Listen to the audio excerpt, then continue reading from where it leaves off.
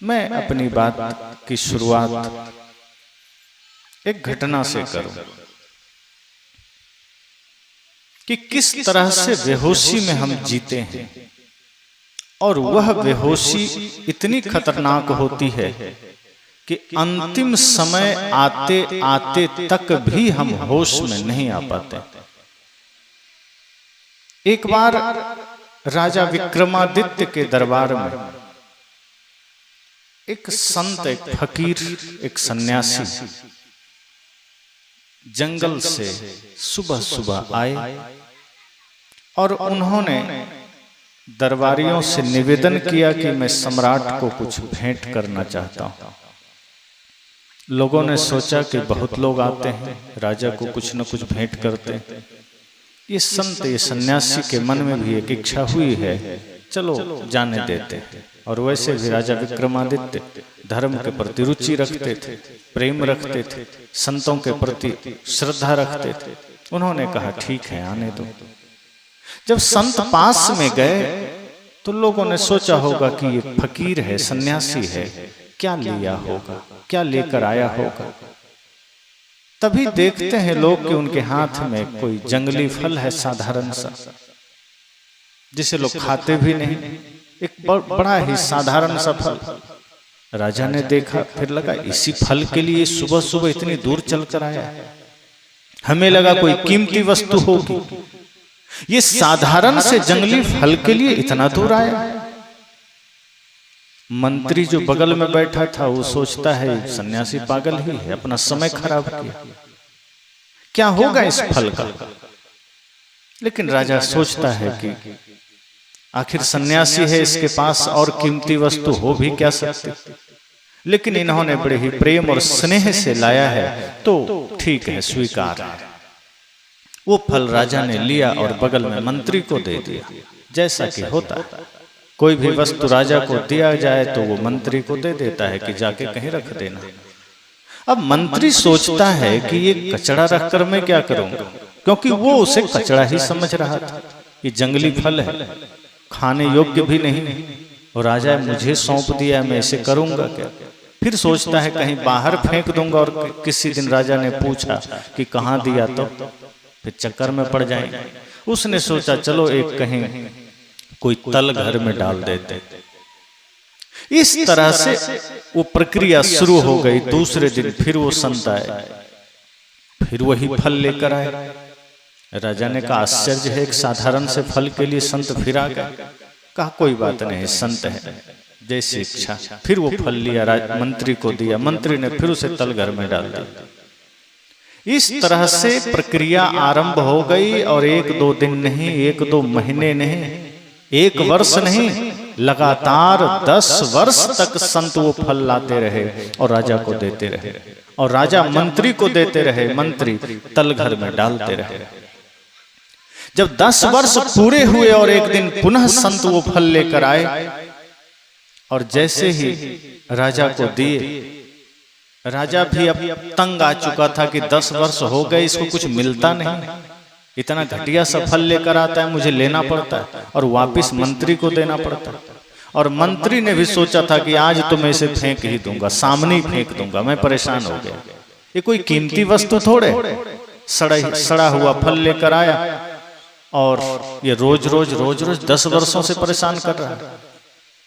तो जैसे ही राजा फल हाथ में लिया और मंत्री को दिया, और मंत्री ने उसी समय खींच में आकर फल को फेंक दिया। तो जैसे ही दूर फेंका, वहां कुछ बंदर दौड़ पड़े उस फल को पकड़ने। वो बंदर जैसे ही उसमें दांत लगाया, वो फल 2 टुकड़े में जैसे ही हुआ, उसके अंदर से चमकता हुआ हीरा निकला। अब मंत्री हड़बड़ाया, कहा रे आश्चर्य, इस फल में हीरा, वो भी बड़े ही अद्भुत और गजब क्वालिटी का हीरा, दूर से ही चमक रहा है। राजा की भी नजर पड़ी, राजा भी हैरान हुआ, कहा आश्चर्य है, इसमें हीरा निकला। उठाकर देखा तो बिल्कुल असली हीरा है। राजा के तो होश उड़े, उसने मंत्री के तरफ इशारा किया कि बताओ बाकी फल कहाँ है। 10 वर्षों से जो तुम्हें दिया जा रहा था, क्योंकि एक फल आज टूटा है तो इसमें हीरे का पता चला। एक फल किसी तरह खंडित हुआ तो इसके भीतर की कीमत का पता चला, इसके भीतर के महत्व का पता चला। आज तक तो हम इसे जंगली साधारण फल ही समझते रहे, आज तक तो हम इसे कचड़ा ही समझते रहे, कूड़ा ही समझते रहे। लेकिन आज जैसे ही बंदर के द्वारा ये फल खंडित हुआ और इसके भीतर की कीमत का आभास हुआ, राजा ने कहा जल्दी से बताओ बाकी फल कहाँ है। मंत्री ने सोचा अच्छा हुआ जो मैंने तल घर में डाल दिया, कहीं और फेंका होता तो आज तो मुझे फांसी की सजा मिल गई होती। उसने कहा चलिए मैं रखा हूं एक जगह। राजा को ले गया तल घर की तरफ, लेकिन फल ऊपर से तो फल ही था, भीतर भले ही हीरा छिपा था। वो सारे फल जब तलघर में इकट्ठे हुए थे तो सड़ गए थे और गंध मार रहे थे, लेकिन उसके बीच में से जो हीरे निकले थे वो धीरे धीरे प्रकाशित हो रहे थे। राजा बड़ा हैरान हुआ। उसने संत से कहा आपने पहले दिन बताया नहीं कि इसमें हीरा छिपा है। संत ने कहा मैं ये देखना चाहता था कि तुम्हारा होश कैसा है, क्योंकि हमारे सामने भी प्रतिदिन जिंदगी ऐसे ही हीरे जैसी कीमती अवसर लेकर आती है। हम सबके सामने भी न जाने कितने हीरे जैसे कीमती समय आ जाता है और हम उसी भांति उसे तलघर में डाल देते हैं जैसे राजा ने डलवा दिया था। वो तो भला हो जो कभी कभार वो खंडित होता है और हमें उसकी कीमत का पता चलता है। संत ने कहा कि तुम्हारे होश को मैं देखना चाहता था, लेकिन 10 वर्षों में तुम बेहोश रहे। तुम्हें किसी दिन ये होश ना आया कि एक संत जब हमारे पास इतनी मेहनत करके फल लेकर आ रहा है तो कम से कम मैं उसे देख तो लूं। तुमने उसे तोड़ना भी जरूरी ना समझा, तुमने उसे परखना भी जरूरी ना समझा, इतने बेहोशी में तुम। और तुम्हारा मंत्री तो तुमसे 4 गुना ज्यादा बेहोश, वो तो और ज्यादा नजरअंदाज करता रहा। अगर तुम्हारा डर ना होता तो पता नहीं नदी में डलवा देता।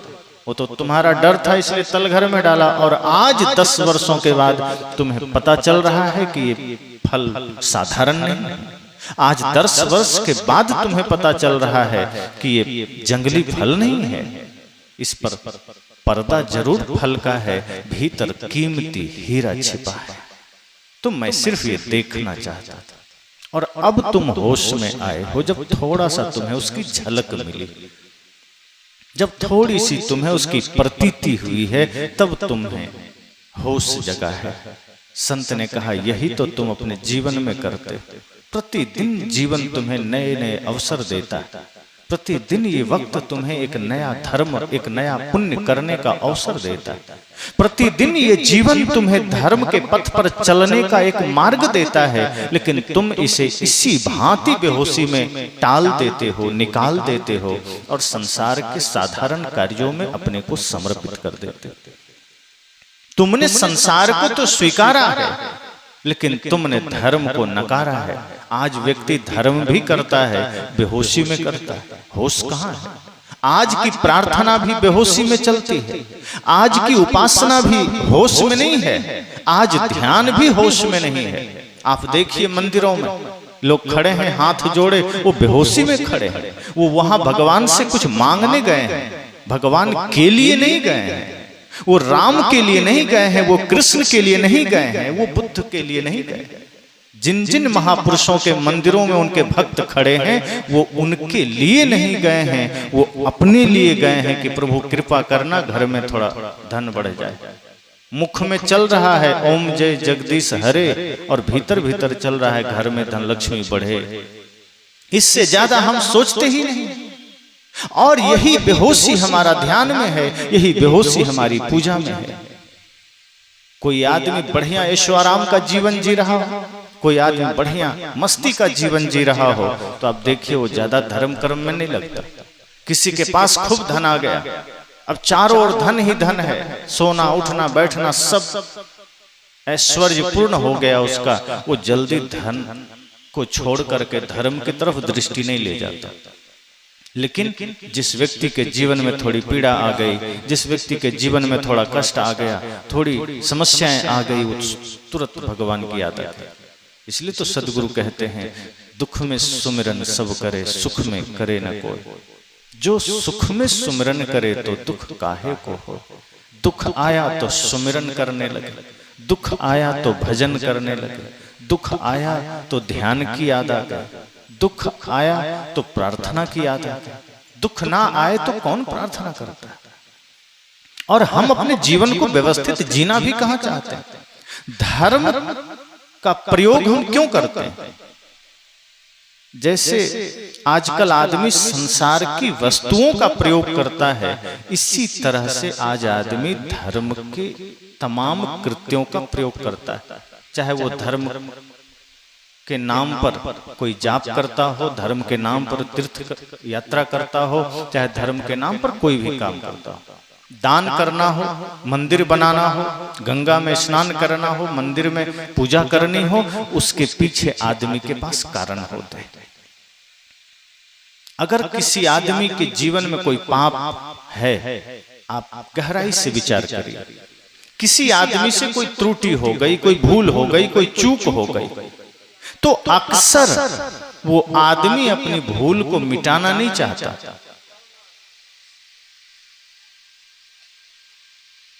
आदमी अपने जीवन में त्रुटियों को खत्म करना नहीं चाहता। वो क्या चाहता है कि अगर कोई भूल हो गई तो जाके मंदिर में एक लोटा जल चढ़ा लेंगे, भूल मिट जाएगी, उसका पाप खत्म हो जाए। सोचिए कितनी गहरी मानसिकता में पाखंड छिपा है। अगर भूल हुई है तो हम भूल मिटाने की सोच नहीं रहे कि हमसे भूल हुई है तो भूल ही खत्म कर दें। वो सोच रहा है भूल हो गई, कोई बात नहीं, भगवान के यहाँ जाके माफी मांगो। अगर हम पाप कर चुके हैं, हिंसा कर चुके हैं, क्रोध कर चुके हैं, भाई से झगड़ा कर चुके हैं, माता पिता का अनादर कर चुके हैं, तो उनके पास जाकर के हम अपनी गलती के लिए माफी नहीं मांगेंगे। हम उनके सामने जाकर के निष्ठा पूर्वक हम उनकी सेवा नहीं करेंगे। तो क्या करेंगे, किसी तीर्थ में जाके स्नान कर लेंगे, पाप से मुक्ति मिल जाएगी। हिंसा छोड़ने का संकल्प हम नहीं लेते, क्रोध छोड़ने का संकल्प हम नहीं लेते हैं, आडंबर छोड़ने का संकल्प नहीं लेते हैं। हम क्या करते हैं, उसको तो चलने देते हैं कि चलते रहो, बस हम जाके भगवान का नाम ले लें। अब मुख में तो हमने राम का नाम लिया। लोग कहते हैं कि भगवान का नाम लेने से कल्याण हो जाएगा, पर हो नहीं पाता। कारण क्या है जानते हैं। मुख से तो हमने राम का नाम लिया, लेकिन मुख के द्वारा लिया गया राम नाम का लगाव मेरे कर्मों से नहीं बन पाता। मुख में राम और बगल में छुरी, जब ये घटना आ जाती है तो राम का नाम मुख में लिया और हाथ से कर रहे हैं रावण का काम, जीव से कर रहे हैं रावण का काम, कर्मों में है रावण का काम। तो मुख से राम का नाम और कर्म में रावण का कर्म, तो मुक्ति नहीं मिलेगी, शांति नहीं मिलेगी, चाहे कितना कोशिश कर लीजिए। और फिर वो आदमी कहता है बड़े दिन से प्रार्थना कर रहे हैं, मुक्ति कहाँ मिल रही है, शांति कहाँ मिल रही है। मंदिर तो हम भी जाते हैं, शांति नहीं मिली। प्रार्थना हम भी करते हैं, शांति नहीं मिली। तीर्थों में हम भी गए, शांति नहीं मिली। संतों के दर्शन किए, शांति नहीं मिली, क्योंकि आपकी कामना ही गलत है, आपकी यात्रा ही गलत है। आप भगवान के पास इसलिए नहीं गए कि आपका मन पवित्र हो जाए, आप गुरु के पास इसलिए नहीं गए कि आपका मन निर्मल हो जाए, आप इसलिए गए कि पाप तो ठीक है चलता रहे, बुराइयां जीवन में रहे, माता पिता के लिए जो जीवन में अनादर का भाव है वो रहे, भाई भाई से जो विवाद है वो रहे, मित्र से जो झगड़ा है वो रहे। बस गुरु आशीर्वाद दे दें कि तुमको पाप नहीं लगेगा, हम यही कामना से जाते हैं। और ये संभव नहीं है। सबसे पहली जरूरत है कि हम अपने जीवन की बुराइयों को मिटाना होगा। और ये बात स्वयं राम भी कहते हैं। किसी ने राम जी से पूछा कि प्रभु, लोग कहते हैं कि आपका नाम जपने से आपको कोई पा सकता है, या आपके पीछे भागने से कोई आपको पा लेगा, तो क्या ये संभव है? राम जी ने कहा ये बिल्कुल संभव नहीं। कहा फिर आपको कोई कैसे पा सकता है? तब उन्होंने क्या कहा, निर्मल मन जन सो मोहि पावा, मोहि कपट छल छिद्र न भावा।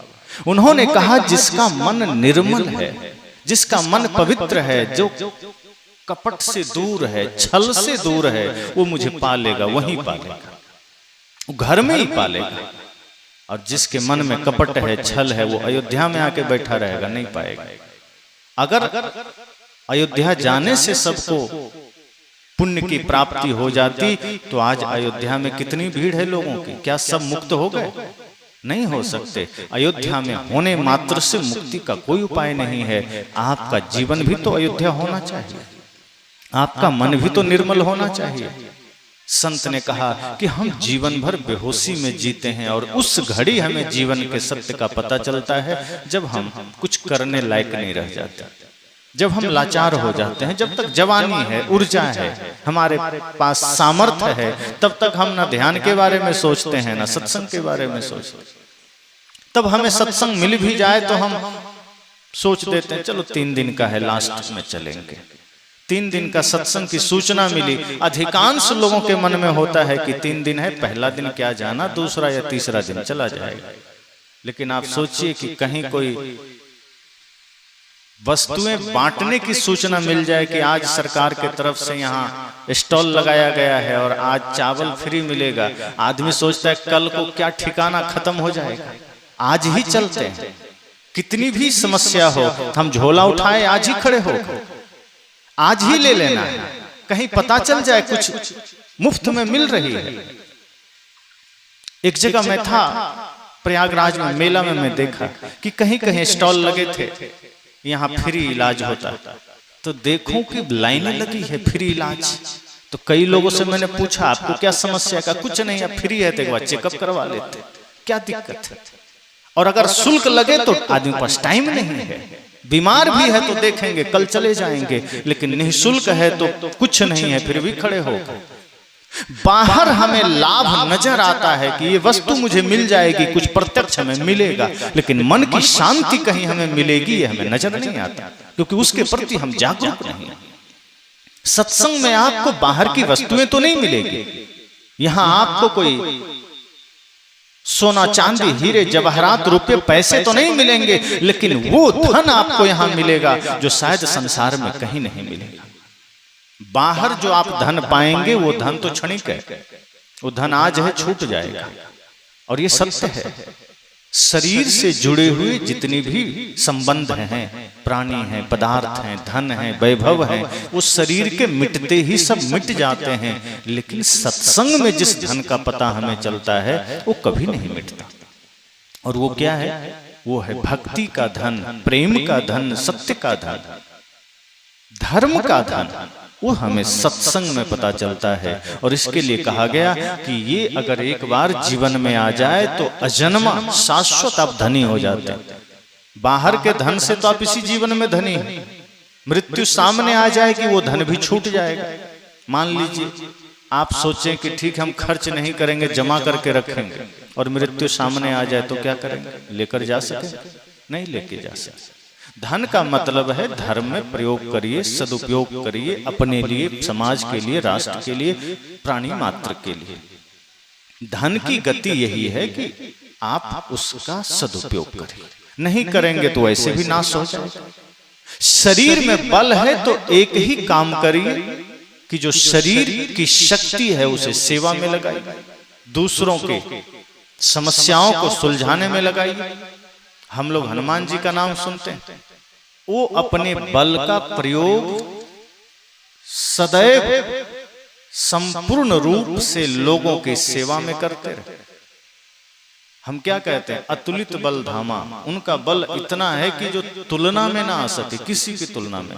और वो विनम्रता के शिखर पर है, भक्ति की पराकाष्ठा पर है और सेवा में लगे।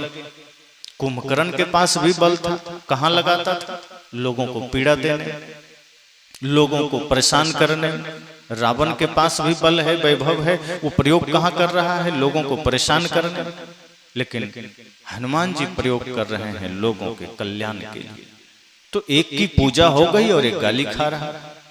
राम जी अपने वैभव, अपनी शक्ति, अपने सामर्थ्य का प्रयोग कर दिए प्राणी मात्र की सेवा के लिए, जगत कल्याण के लिए, तो राम जी की पूजा हो गई। रावण अपनी शक्ति, अपने बल, अपने वैभव का प्रयोग कर दिया दूसरे को परेशान करने में, तो आज भी गाली खा रहा है। दशहरा अभी आने वाला है, आप उसमें आग लगा के जलाएंगे। एक बार राम जी उसको जला चुके हैं, फिर भी न जाने कितने वर्षों से वो जल रहा है। एक गलती एक बार किया, हर वर्ष आप जलाते हैं, हर घर में लोग जलाते हैं, लेकिन आप अपने भीतर के उस रावण प्रवृत्ति को नहीं जला पाते। अपने भीतर, अपने हृदय में जो आसुरी प्रवृत्ति है, आप उसे नहीं जला पाते। आखिर सोचिए, अगर आप भाई से विरोध कर रहे हैं तो क्या आपके भीतर वही रावण तो बैठा है? अगर आपके हृदय में राम बैठे होते तो भाई से आप प्रेम करते, विरोध नहीं करते। अगर आप माता पिता का अनादर कर रहे हैं, अगर अपने पुत्रों के होते हुए किसी बूढ़ी माँ के आंख में आंसू आ गए, तो समझ लीजिए आपके भीतर रावण ने डेरा डाल दिया है। वो भी माता पिता का अनादर करता था, वो भी माँ बाप का आज्ञा नहीं माना, सदैव रुलाया। अगर आपके वजह से आपके पत्नी की आंखों में आंसू आ गए, तो समझ जाना कि आपके हृदय में राम जी विदा ले लिए और रावण आकर के बैठ गया है। भले ही आप राम जी के मंदिर में घंटों बैठ कर आइए, पर आपके हृदय रूपी मंदिर में तो रावण बैठ चुका है। अगर उसका दहन आपने नहीं किया तो आपका जीवन तो नारकीय होने ही वाला। अगर मित्र के साथ आपकी कटुता है तो समझ लीजिए आपके भीतर आसुरी प्रवृत्ति ने डेरा डाल दिया।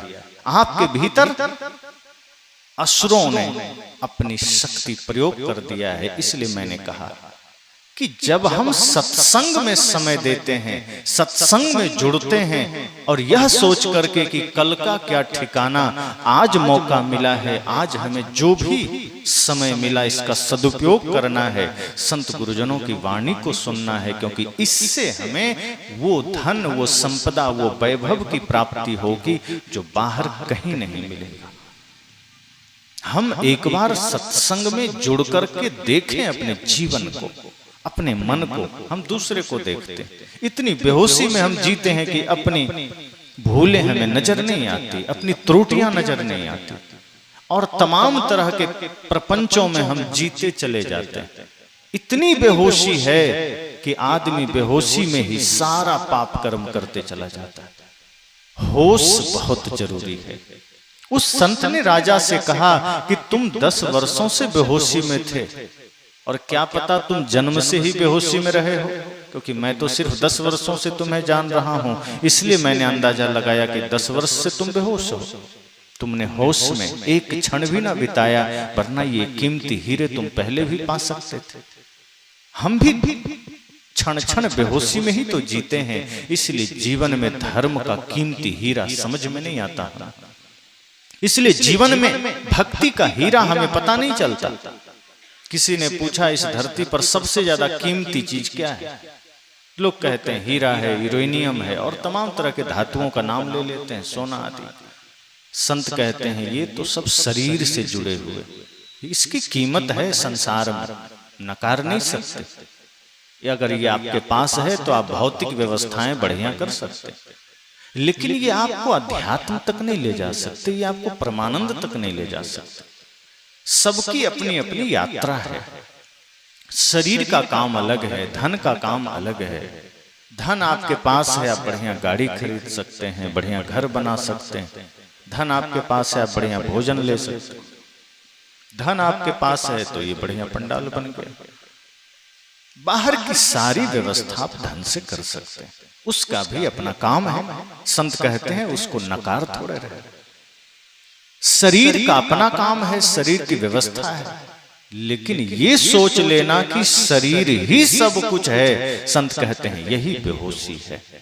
शरीर आपका साधन है, और साधन कभी साध्य नहीं होता। मार्ग कभी मंजिल नहीं हुआ करते। मंजिल क्या है? मंजिल है परमानंद, परम शांति, मोक्ष, और हम वहीं जा सकें, वहीं पहुंच सकें, ऐसी साधना शरीर से करनी। गाड़ी आप रखते हैं तो गाड़ी का काम क्या है?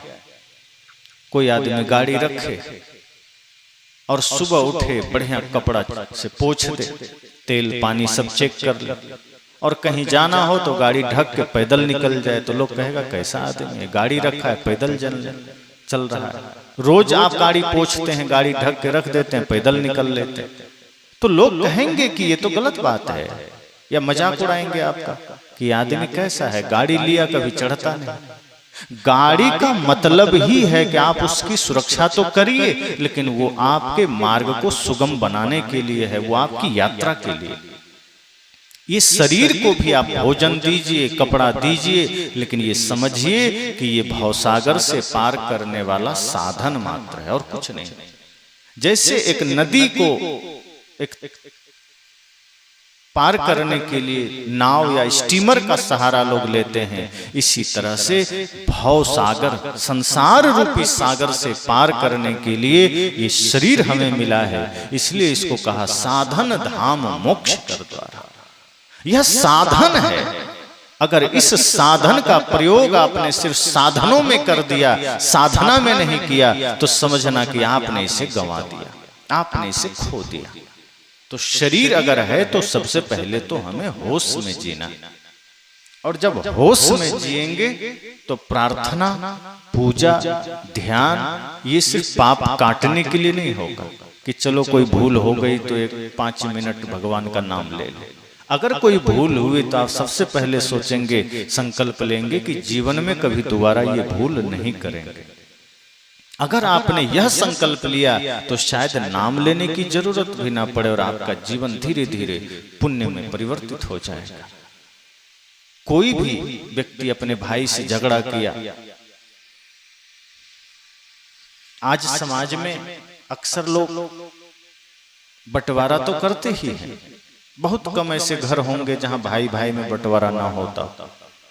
बचपन में एक साथ खेलने वाले भाई, एक साथ पढ़ने वाले भाई, एक ही थाली में भोजन करने वाले भाई, एक ही बिस्तर पर सोने वाले भाई, जैसे ही विवाह होता है दोनों एक दूसरे का जानी दुश्मन बन जाते हैं।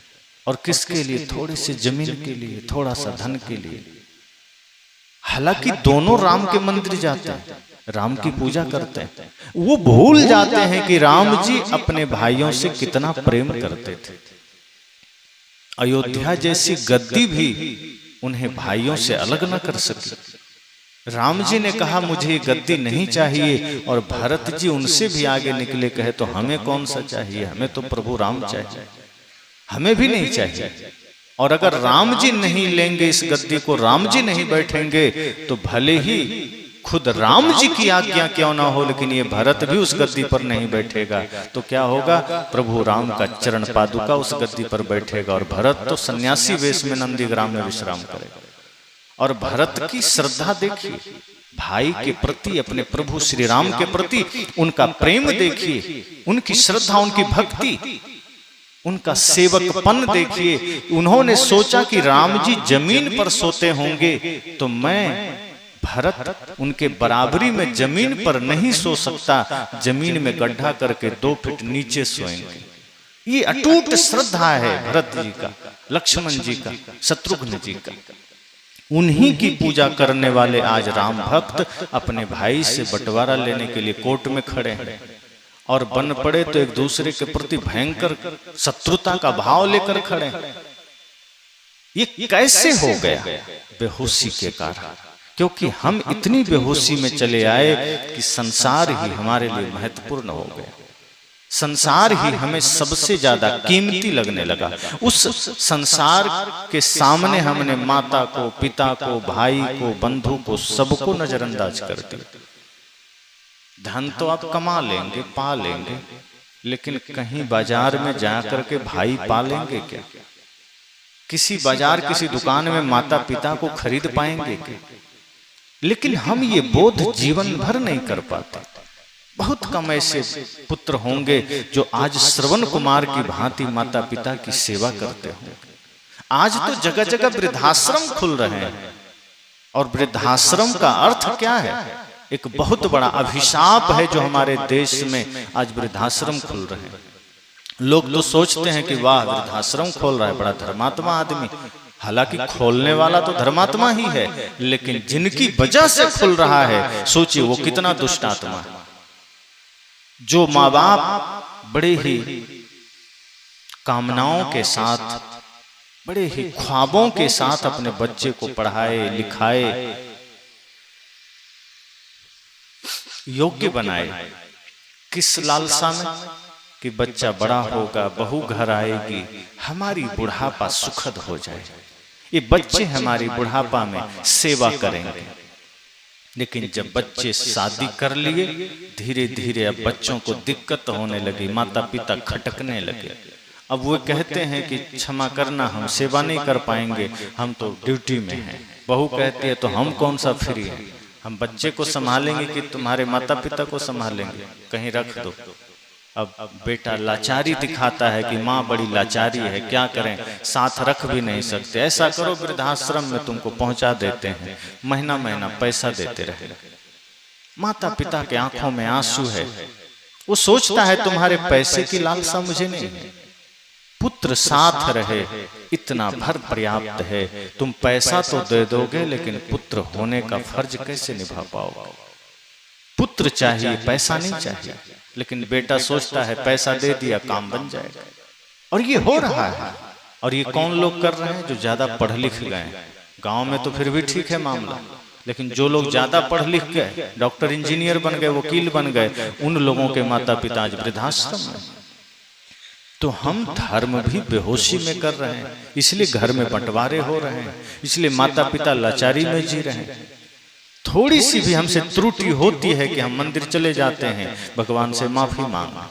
आपने कभी कोशिश किया कि आप गलती अपने भाई के साथ किए, एक बार भाई से तो माफी मांग कर देखो, ज्यादा आनंद आएगा। आपने दुख माँ को दिया है, माफी आप राम जी से मांग रहे हैं, राम जी खुद नाराज हो जाएंगे आपसे कि जो राम जी खुद सौतेली माँ की आज्ञा पालन करने जंगल चले गए, आप अपनी सगी माँ को कष्ट देकर राम जी से माफी मांगने जा रहे हो। अगर सच में राम जी सामने आ जाएं तो मार मार के सिर फोड़ देंगे कि तुम कर क्या रहे हो, मेरे पास आ रहे हो, इतना पाप करके मुझसे माफी मांग रहे हो, अरे माँ से तो माफी मांगो। इसलिए संत ने कहा कि तुम जीवन भर बेहोशी में जीते हो, और बेहोशी में ही सारे पाप होते हैं। होश में जब हम आ जाते हैं तो पाप नहीं हो सकता, और बेहोशी में किए गए पाप के फल को मिटाने के लिए हम धर्म कर लेते हैं, दिखावे का धर्म। वास्तव में वो धर्म नहीं होता, बाहर से लगता है कि हम धर्म कर रहे हैं, और आज ऐसा ही धर्म हो रहा है। लोगों को ये बस रहता है कि दूसरा जान ले। आप देखिए, कई बार, सबकी बात नहीं करता, पर अक्सर आप कभी कभी देखेंगे कि कोई ऐसा आदमी जो मंदिर गया हो, वो जब देखता है कोई नहीं है तो धीरे धीरे घंटी बजाता है, लेकिन जब आसपास नजर डालता है कि कोई आ रहा है तो घंटी जोर से बजाता है, ताकि लोगों को पता चले कि बड़ा धार्मिक आदमी। वो व्यक्तिगत शांति और श्रद्धा से नहीं गया है, वो दिखावे के लिए गया है कि लोगों को पता चले कि बाद में बड़ा धर्मात्मा है, ताकि वो रास्ते में निकले तो लोग उसे नमस्कार करें और कहे वाह क्या धर्मात्मा आदमी। वास्तव में वो धर्मात्मा नहीं है, वो दुष्टात्मा है। धर्मात्मा आप तब होते हैं जब आप मंदिर में खड़े हों, चाहे अपने घर में खड़े हों, एक ही श्रद्धा का भाव हो। आप बाजार में खड़े हों, वही श्रद्धा, वही प्रेम, वही निष्कपट हृदय हो। किसी मित्र के साथ हो तो, माता पिता के साथ हो तो, मंदिर में हो तो, जब सब तरफ सब जगह आपके लिए वही मंदिर का धाम बन जाता है तो समझ जाना आपकी पूजा हो गई। इसलिए तो सदगुरु कहते हैं, जहां जहां डोलो सो परिक्रमा, जो कुछ करो सो पूजा। जब हम अपने जीवन को अलग अलग खंडों में बांट रखे हैं कि हमारा घर तो नरक बना रहेगा, तो जब घर को ही हम नरक बना के रखेंगे तो मंदिर में हम उसकी पवित्रता को क्या जाने। सदगुरु कहते हैं आप अपने घर को ही मंदिर बना लीजिए। घर में बसने वाले, निवास करने वाले माता पिता को ही परमात्मा समझिए। माता पिता गुरु, ये तीन हमारे जीवन में परम आदरणीय हैं, श्रद्धेय। जब हम उनके प्रति परम श्रद्धा करते हैं, उनके प्रति निष्ठा रखते हैं, उनके बताए मार्ग पर चलते हैं, तो आपके लिए क्षण क्षण पूजा हो जाती, पल पल पूजा हो जाती। गुरु की अवज्ञा करके, माता पिता को दुत्कार करके आप मंदिर में घंटों बैठे रहें, आपकी पूजा वहां नहीं हो सकती। इसलिए संत ने कहा कि आप बेहोशी में जी रहे हैं, इसलिए जीवन के सत्य से अनजान हैं, इसलिए जीवन के रहस्यों से अनजान हैं, और इसी कारण से आपको अलग से तमाम पाखंड करने पड़ते हैं। सदगुरु ने पूजा को पाखंड क्यों कहा? इसलिए कहा कि तुम मंदिर गए, वहां जल चढ़ा दिए, और रास्ते में कोई प्यासा मिल गया तो दुत्कार दिए कि चल निकल, और लोग हैं, औरों के पास जाओ। मंदिर गए, वहां प्रार्थना गाए, और बाहर आए लोगों को गालियां दे दिए। साहब कहते हैं फिर तुम पाखंड कर रहे हो, पूजा नहीं कर रहे। पूजा का मतलब है कि मन वचन कर्म से तुम पवित्र हो जाओ, फिर तुम मंदिर में खड़े रहो, चाहे चौराहे पर खड़े रहो, तुम्हारे मुख से प्रार्थना ही निकलेगी। प्रार्थना का मतलब प्रिय वचन, जो परमात्मा को प्रिय है। और सब घट में परमात्मा बैठा है, तो मंदिर में परमात्मा के सामने तुमने प्रार्थना गाया, और साधारण लोगों के बीच गए तो उनमें तुमने परमात्मा को नहीं देखा, वहां तुमने गालियां दे दी। इसका मतलब है कि आपकी प्रार्थना अधूरी है। अगर सच में प्रार्थना करनी है तो मुख से कभी भी कटु शब्द ना निकले, मुख से कभी भी गालियां ना निकले। जिस मुख से आप राम का नाम ले रहे हैं, सोचिए उसी मुख से आप गालियां कैसे निकालते हो। वही मुख है, उसी से प्रार्थना, उसी से गाली, उसी से राम का नाम, उसी से पाप का काम। जिन हाथों से आप पूजा कर रहे हैं, उसी हाथों से आप किसी के साथ दुर्व्यवहार कैसे करते हैं। इसलिए संत कहते हैं सजग हो जाइए, होश में आ जाइए, जीवन के कृत्यों के प्रति सजग हो जाइए। बेहोशी में जिएंगे, कदम कदम पर पाप होंगे, कदम कदम पर भूलें होंगी, और आज इन भूलों को मिटाने के लिए आदमी नशा का सहारा ले रहा है। धर्म की शरण में आकर के हम जागृत नहीं बन पा रहे हैं, हम बेहोशी में जिए चले जा रहे हैं, और जब बेहोशी में जीते हैं तो तमाम पाप हम कर बैठते हैं। और जब भयंकर जीवन में पाप होता है तो उन पापों के दुखों को मिटाने के लिए, भूलने के लिए हम गुरु के पास नहीं जाते हैं, हम शराब ठेले पर चले जाते हैं, शराब की दुकान पर चले जाते हैं, पी करके पड़े रहते हैं। आदमी कहता है अरे तो थोड़ा दुख और दर्द को भुलाने के लिए पी रहे हैं। नशा करने लग जाते हैं, दुर्व्यसन करने लग जाते हैं। संत कहते हैं अगर तुम जीवन के मर्म को समझ पाओ, अगर तुम जीवन की कीमत को समझ पाओ, तो तुम फिर बाहरी नशा में नहीं पड़ोगे, फिर तुम भक्ति की नशा में आ जाओगे। जो तुम वहां 4 घंटे मूर्छा में रह करके शांति पाते हो, यहाँ होश में रह करके शांति पाओगे, 24 घंटे पाओगे।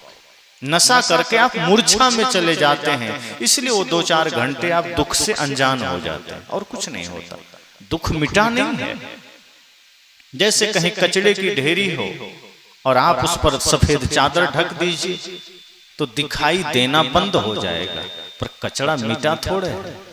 2-4 घंटे में दुर्गंध तो आएगी ही, दुर्गंध को आप नहीं रोक सकते। हाँ, आपने दिखने से रोक दिया है कि वो दिखेगा नहीं। यही हम नशा में करते हैं। जीवन के जितनी भी भूलें हैं, उस वजह से जो पीड़ा प्रकट हो रही है, नशा करके हम उसमें पर्दा डाल दिए कि बस थोड़े देर के लिए मन से उसका कनेक्शन हट जाए और हम थोड़ा शांति महसूस करें, लेकिन वो भीतर भयंकर रूप से मौजूद है और धीरे धीरे वो दुर्गंध की तरह बाहर आएगा। वो समस्या मिटी नहीं। अगर कहीं कचरा है तो संत कहते हैं आप उसको हटा के फेंक दीजिए, पानी से धो दीजिए, वो सदा के लिए साफ हो गए। इसी तरह से जीवन में अगर कोई भीतर कचरा है, कोई दोष है, कोई विकार है, कोई भूल है, तो उसे आप टेम्परोरी व्यवस्था करके मत मिटाइए कि पर्दे टांग दिए, कि थोड़ा नशा कर लिए, कि थोड़ा मंदिर में जाके 2 घंटे मन बहला लिए, कि तीर्थों में चले गए। कहा नहीं, ध्यान के द्वारा, तप के द्वारा धीरे धीरे धीरे धीरे मन वचन कर्म को पवित्र बनाइए, शुद्ध बनाइए। जब आप शुद्ध बनाएंगे तो क्या होगा, फिर ये गुरु ज्ञान का, भक्ति का जो एक अद्भुत नशा है, जब वो जीवन में चढ़ गया तो आप जिएंगे होश। शराब का नशा आपको बेहोश कर देता है, गुरु ज्ञान का नशा आपको होश में ले आता है। दोनों में यही फर्क है। एक में सिर्फ दुख से कनेक्शन कट जाता है और एक ऐसा है जो परमानंद का स्रोत मिल जाता है। जब गुरु भक्ति में हम मन को लगाते हैं, गुरु ज्ञान में मन को लगाते हैं, तो ऐसी चेतना हमारी जगती है कि हम सदा सदा के लिए परमानंद में आ जाते हैं। लेकिन हम जीवन के रहस्य को समझें तब तो। कितने लोग हैं जो जीवन के रहस्य को समझते हैं? अधिकांश लोग ये समझते हैं कि जीवन मिला है, बचपना के बाद पढ़ते पढ़ते थोड़ी जवानी आएगी, शादी विवाह होगा, घर परिवार, बच्चे, बुढ़ापा, मृत्यु, इतना ही जीवन है। आप देखिए तो ऐसा काम और इतना काम किसी न किसी तरह से जानवर भी कर ले रहे हैं। भले वो पढ़ाई लिखाई नहीं करते, अपने से घर नहीं बनाते, बहुत से जानवर बना भी लेते हैं। बहुत से चिड़िया को आप देखिए, बया पक्षी आदि को, इंजीनियर फेल है उसके सामने जिस तरह के घोंसले वो बनाते हैं। एक से एक कलाकारी जानवरों में भी है। चूहों को देखिए, जमीन के अंदर बिल खोद करके कितना बढ़िया घर बना लेता है। चींटियों को देखिए, तो किसी न किसी तरह हमसे बढ़िया काम जानवर कर लेते हैं जीने खाने का। लेकिन एक काम जो वो नहीं कर पाते हैं, ना कर पाएंगे कभी, वो है मुक्ति का काम, वो है भजन का, धर्म का, क्योंकि उसके लिए वो शरीर नहीं है। मनुष्य के अलावा जितने भी खानियां हैं संसार में, चाहे वो चींटी हो, कुत्ता, हाथी, घोड़ा, बैल, गधा, कीट पतंगे, सांप, छुछुंदर, कुछ भी, जितने भी मनुष्य के अलावा हैं, वो सिर्फ कर्म फल भोगने की भूमिका है। वो सिर्फ दुखों के फल को भोगने के लिए मिला है, वो ध्यान साधन के लिए नहीं मिला है। वो भोग की भूमिका है, वो कर्म की भूमिका नहीं है। कर्म की भूमिका ये मनुष्य शरीर है, और आप सौभाग्यशाली हैं जो आपको मनुष्य शरीर मिला है। परंतु सिर्फ मनुष्य शरीर का मिलना सौभाग्य है क्या? तुलसीदास जी ने क्या कहा? बड़े भाग्य मानुष तन पावा, और इतना ही नहीं, सुर दुर्लभ सदग्रंथ ही गावा, कि मनुष्य शरीर कितने सौभाग्य से मिला है। मनुष्य जीवन का मिलना कितना बड़ा सौभाग्य है। आप इससे अंदाजा लगा सकते हैं कि देवता भी तरस रहे हैं कि हमें भी मनुष्य जीवन मिल जाए।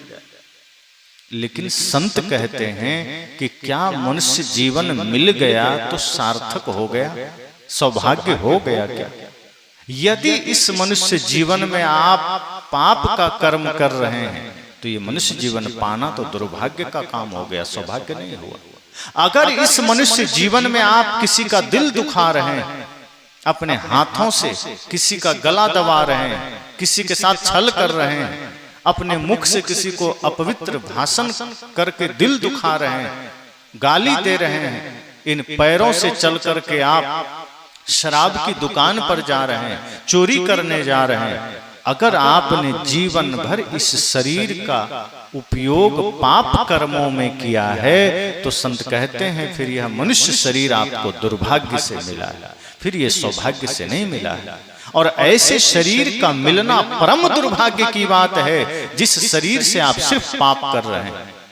तो सौभाग्य से कौन सा शरीर मिला? तो फिर तुलसीदास जी ने ऐसा क्यों कहा कि बड़े भाग्य मानुष तन पावा? वो इसलिए कहते हैं और उस शरीर के लिए कहते हैं जो व्यक्ति अपने शरीर से धर्म के मार्ग पर चलता है, परमार्थ के मार्ग पर चलता है, प्रेम के मार्ग पर चलता है, जो क्रोध के मार्ग पर जा रहा है, जो घृणा के मार्ग पर जा रहा है, जो नफरत के मार्ग पर जा रहा है, जो ईर्ष्या द्वेष के मार्ग पर जा रहा है, उसके लिए नहीं कहा गया कि बड़े भाग्य मानुष तन पावा।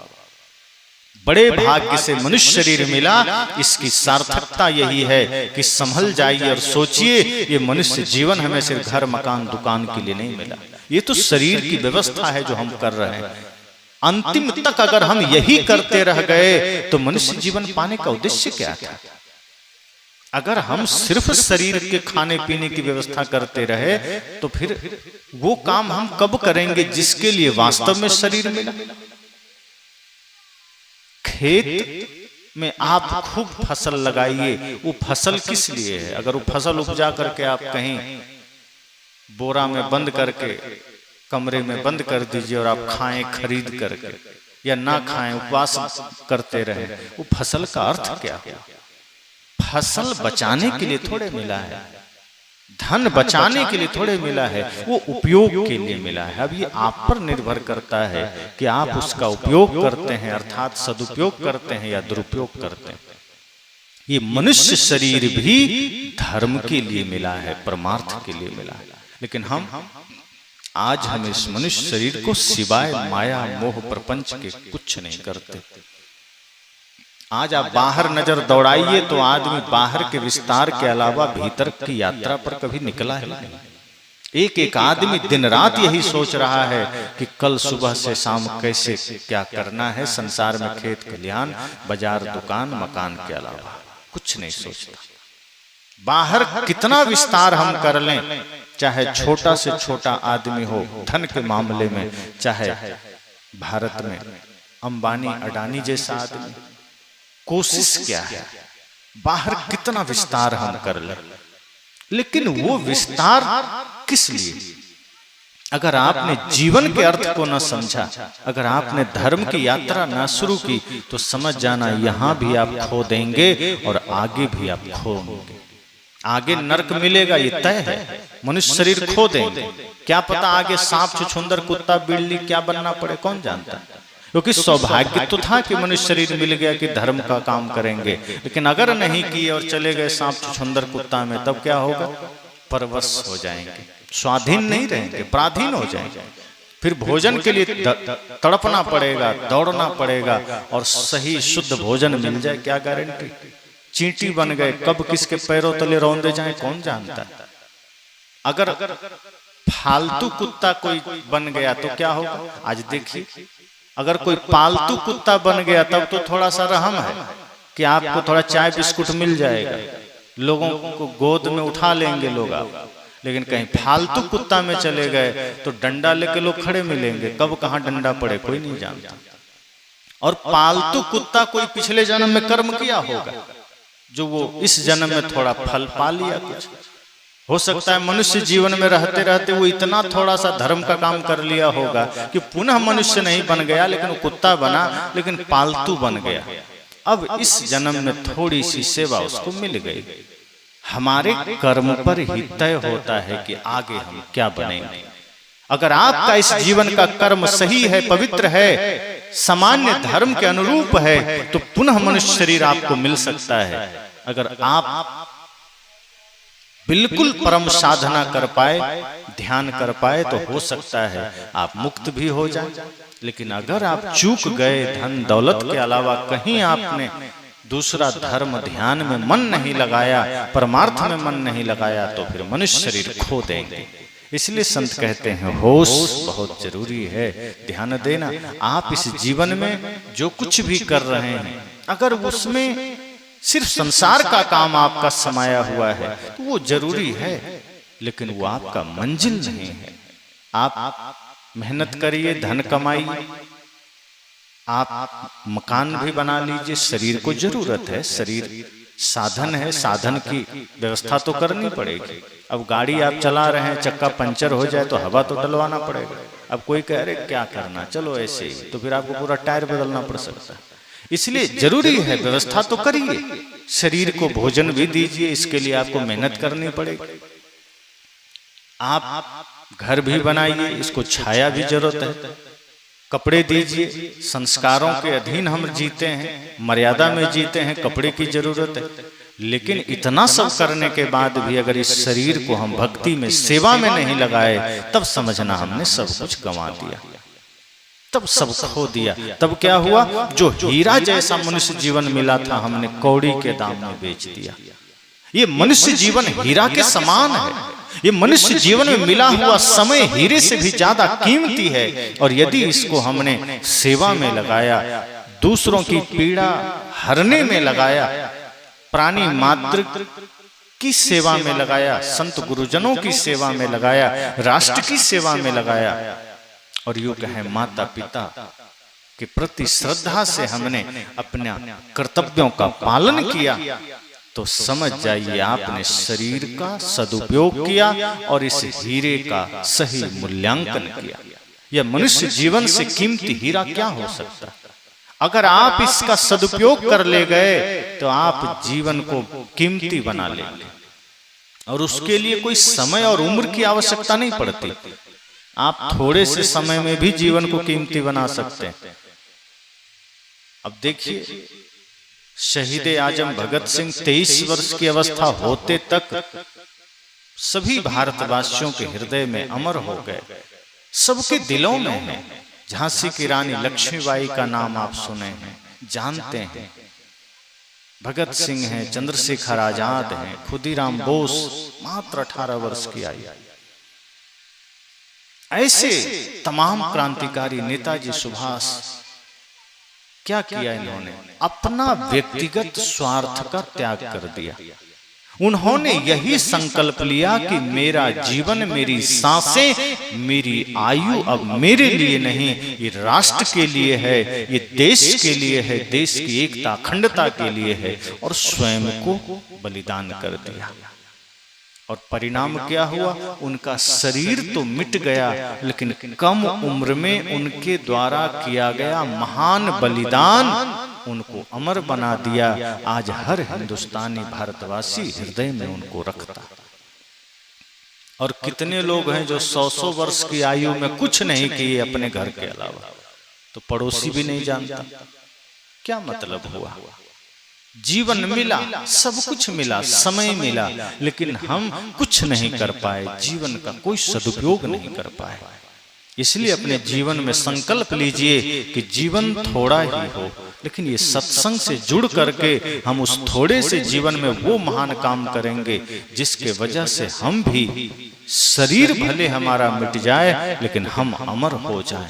क्योंकि शरीर तो प्रकृति का है, मिट्टी पानी आग हवा से बना है, ये सब एक दूसरे में मिल जाएंगे। साधन मिला कुछ दिनों के लिए, ये बिखर जाएंगे, लेकिन इस शरीर से जो आप पुण्य का काम कर जाएंगे, इस शरीर से जो आप धर्म का काम कर जाएंगे, वो कभी मिटेगा नहीं, वो काम आपको अमर बना देगा। इसलिए संकल्पित हो जाइए कि मनुष्य शरीर अकारण नहीं मिला है, साधारण नहीं है, असाधारण है, और ये किसी कारण से मिला है, कुछ अच्छा करने के लिए मिला है, धर्म के मार्ग पर चलने के लिए मिला है, माता पिता गुरु की सेवा के लिए मिला है, राष्ट्र की सेवा के लिए मिला है, प्राणी मात्र की सेवा के लिए मिला है। और यही हमारे महापुरुषों का कहना है। चाहे आप राम जी का जीवन देखिए, कृष्ण जी का जीवन देखिए, चाहे आप बुद्ध, महावीर, सुर, तुलसी, कबीर, मीरा का जीवन देखिए, सबने अपने जीवन को तपाया, स्वार्थ से ऊपर उठाया, परमार्थ में मन को लगाया, निजी हितों से आगे उन्होंने राष्ट्र को रखा, मानवता को रखा, प्राणी मात्र को रखा।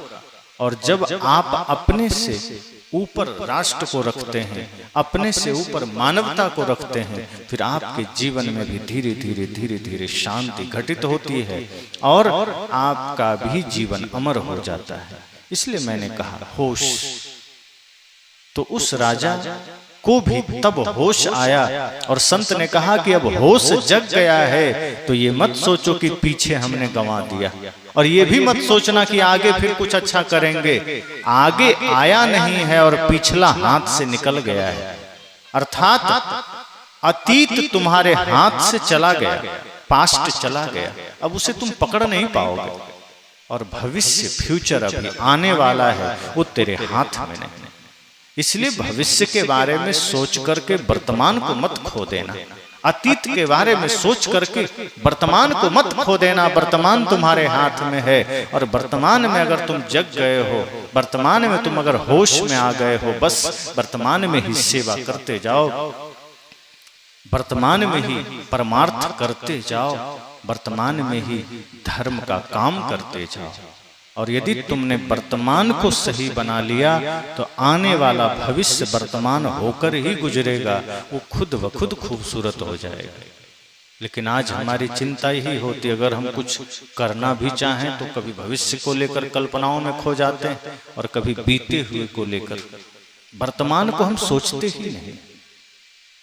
अगर अभी किसी को कुछ करने का मन है तो फिर भविष्य पर सोचने लगता है या वर्तमान को छोड़ करके अतीत में चला जाता है। संत ने राजा से कहा कि अब तुम वर्तमान में हो जाओ, उपस्थित हो जाओ। अब अतीत को सोच करके चिंता मत करो कि 10 वर्षों में तुमने इस हीरे को ना पहचाना, नहीं भी पहचाना तो है तो तुम्हारे ही पास। राजा को वो फल के रूप में हीरा तो मिल गया 10 वर्ष का, लेकिन एक बात यहाँ ध्यान दीजिए कि शरीर की जो आयु निकल गई पीछे वो नहीं मिलेगी। वो तो मिल गया उनको, पर हमारा जो एक एक पल हीरा का रूप में, हीरे के रूप में जो हमारी उम्र गुजरती जा रही है वो लौट के नहीं आएगी। एक एक क्षण जो बीत गया वो कभी वापस नहीं आता, और आने वाला अभी प्रतीक्षा में है, वर्तमान चल रहा है। जब हम वर्तमान के साथ हो करके धर्म का काम में लग जाते हैं, पुण्य के काम में लग जाते हैं, तो थोड़ा सा वक्त भी अगर हमने सही चेतना जागृत करके काम किया, होश में काम किया, तो थोड़ा सा समय भी हमें महान बना सकता है, हमें आनंदित कर सकता है। जैसे किसी कमरे में, किसी गुफा में हजारों लाखों साल से अंधेरा हो, कोई दिए वहां कभी ना जले, और आप वहां जाएं और प्रकाश जलाएं तो कितना समय लगेगा अंधेरे को दूर होने में। भले ही हजारों साल से अंधेरा हो, पर जैसे ही आप दिया जलाते हैं, हजारों साल का अंधेरा क्षण भर में विलुप्त हो जाता है। ऐसे ही भले ही हमारे मन में, हमारे हृदय में जन्मों जन्म का अंधेरा मौजूद हो, पर जिस क्षण हम ज्ञान का दीप जला लेते हैं, जिस क्षण हम गुरु की भक्ति का प्रकाश भीतर में धारण कर लेते हैं, उसी क्षण हमारे जीवन के समस्त अंधेरा मिट जाता है, समस्त अंधकार खत्म हो जाता है। इसलिए इतना ध्यान हो, इतना होश हो कि मुझे वर्तमान में ही, इसी क्षण में होश में आ जाना है, वर्तमान में ही जीना है और परमार्थ के पथ पर चलना है, तो निश्चय ही हमारा शरीर पाना सार्थक होगा, हमारा जीवन सार्थक हो जाएगा। और यही इस प्रथम दिन में हमारी चर्चा कि हम सब इस मनुष्य शरीर में तो आए, लेकिन हम इस मनुष्य शरीर के एक एक पल को बेहोशी में गंवा रहे हैं, और इस बेहोशी की वजह से हम तमाम पाप करते जाते हैं, और उन पापों को मिटाने के लिए फिर हम मंदिर जाते हैं, उन पापों को मिटाने के लिए फिर हम पूजा करते हैं, व्रत करते हैं, और सोचते हैं कि अगर हमने व्रत कर लिया, पूजा कर लिया, भगवान का नाम ले लिया तो पाप मिट जाएंगे। भूल में मत रहिएगा। अगर पाप कर्म ही छोड़ेंगे, पाप कर्म ही मिटेगा, तभी पाप कट सकता है। अगर पाप कर्म चल रहा है, मन गंदा है, और आप चाहे मुख से कितना राम का नाम ले लीजिए, कितना उपवास रह लीजिए, व्रत कर लीजिए, कोई पाप नहीं मिटेगा, कभी नहीं मिटेगा। और कोई शास्त्र आपको पाप से मुक्ति नहीं दे सकता अगर आपने पाप कर्म नहीं छोड़ा। कोई भगवान आपको मुक्ति नहीं दे सकते, चाहे आप गंगा में डुबकी लगाइए। अब गंगा में डुबकी लगाएंगे तो गंगा का जल आपके शरीर को धोएगा, मन में पाप रहता है। अब मन को तो आपने धोया नहीं, अब मन धुलेगा सत्संग में। इसलिए संत कहते हैं ज्ञान गंगा नहा लो प्यारे मना। गंगा में आप डुबकी लगाइए, गंगा की पूजा करिए, लेकिन असली पूजा तब होगी जब आप मन को निर्मल कर लेंगे। फिर आपके लिए डुबकी लगाने की भी जरूरत नहीं है, उसमें नहाने का फल आपको मिल जाएगा। बस करना इतना है कि मन की गंदगी को धोना है, और मन की गंदगी किसी जल से नहीं धुलता, वो ज्ञान से धुलता है, वो सत्संग से धुलता है। और वो यही सत्संग है जहां मन की गंदगी धुलेगा। कहीं भी संतों का संग मिले, कहीं भी संतों का सानिध्य मिले, आप वहां बैठ जाइए, वहां आपके मन के मैल धुलेंगे, वहां मन के विकार धुलेंगे, और वही असली गंगा स्नान है। तो इसलिए मैंने कहा कि ये सत्संग हमारे जीवन को, हमारे मन को निर्मल बना सकता है। अगर हम इस संकल्प के साथ बैठते हैं कि हमें सिर्फ पाप का विकल्प नहीं चाहिए कि चलो पाप को दबा देना है, हमें अपने मन को पूर्ण पाप से मुक्ति चाहिए, तो हमें ज्ञान के मार्ग में चलना होगा, हमें भक्ति के मार्ग में चलना होगा, बुरे कर्म छोड़ने पड़ेंगे।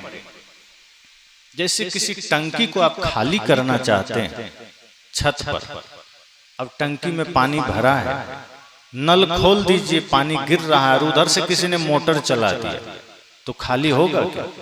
मोटर से उसमें पानी भी जा रहा है और नल से पानी बाहर भी हो रहा है, तो खाली नहीं होगा, वो जो जितना निकलेगा मोटर के द्वारा चला जाएगा।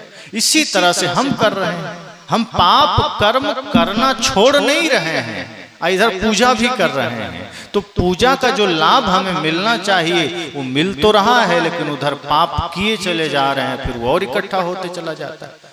इसलिए सबसे पहले मोटर बंद करना पड़ेगा, फिर नल खोलिए टंकी खाली हो जाएगा। इसी तरह पहले पाप कर्म करना बंद करना पड़ेगा, पहले झूठ बंद करना पड़ेगा, छल कपट छोड़ना पड़ेगा, ईर्ष्या द्वेष छोड़ना पड़ेगा। और तमाम बुरे कर्म जब हम छोड़ देंगे, उसके बाद अगर हम भजन करते हैं, पूजा करते हैं, प्रार्थना करते हैं, तब जाकर के हमारा जीवन पाप से मुक्त हो पाएगा, तब हमारा जीवन निर्मल हो पाएगा। और जहाँ निर्मलता है वहीं परमात्मा का निवास है। तो सभी को हृदय से मंगल कामना करते इस प्रथम दिन में वाणी को विराम देता हूँ।